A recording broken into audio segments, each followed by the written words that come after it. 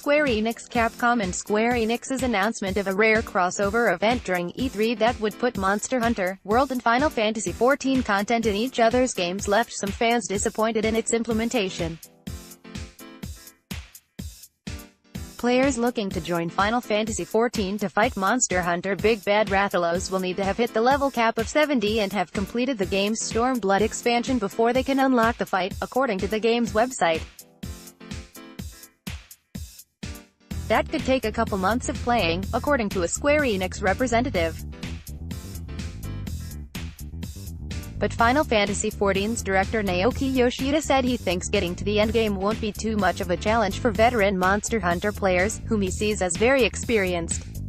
The title already sort of dictates that you are there to hunt monsters and it's very serious business, Yoshida said during an E3 interview last week. So looking at that with Final Fantasy XIV and our level 15 or level 30, it's intermediate. It's not as challenging as Monster Hunter. I don't think you could consider it hunting for monsters at a lower level. A Palico from Monster Hunter World in Final Fantasy XIV. Square Enix Yoshida said by setting the challenge level at the game's level cap, players will get a serious fight against a formidable opponent.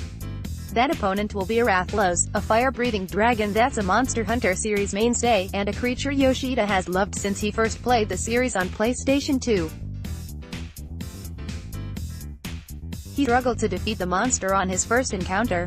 I asked, how could one feeble human being defeat a flying dragon, he said.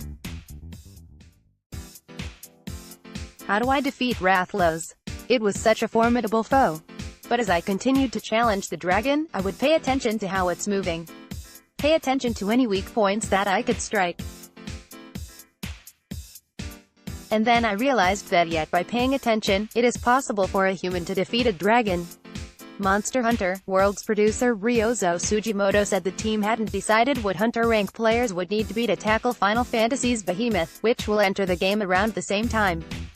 He hinted the monster would be challenging, and you need to make sure your equipment is up to snuff. For some comparison, recent special event monsters have ranged around Hunter rank 14 to 16, which falls after the first part of the game's main story. The Behemoth will also act just like any other Monster Hunter creature, in the sense you can hack off its tail and break its weak points for rare parts.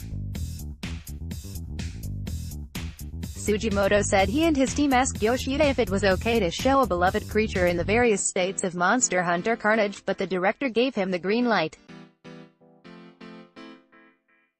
I think if you are a player in Monster Hunter, I'm sure you would feel weird if you can't chop off a monster's tail as you're fighting it, Yoshida said.